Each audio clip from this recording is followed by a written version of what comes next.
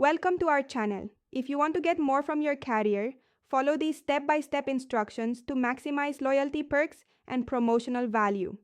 Step 1. Review your account for available loyalty rewards and offers. Long-term customers often receive exclusive discounts, device deals, or service upgrades not advertised publicly. Step 2. Sign up for your carrier's rewards program if they offer one. Programs like Verizon Up, T-Mobile Tuesdays, or AT&T. Thanks provide free perks and discounts weekly. Step 3. Check promotional offers regularly through your carrier app or emails. Carriers constantly run limited-time deals on devices, plans, and services for existing customers.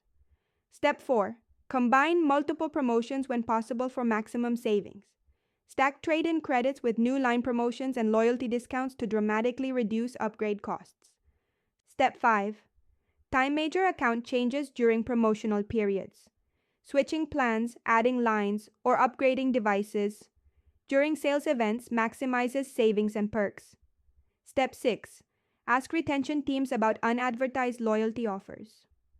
Customer service reps can access special promotions and credits for long-term customers considering leaving.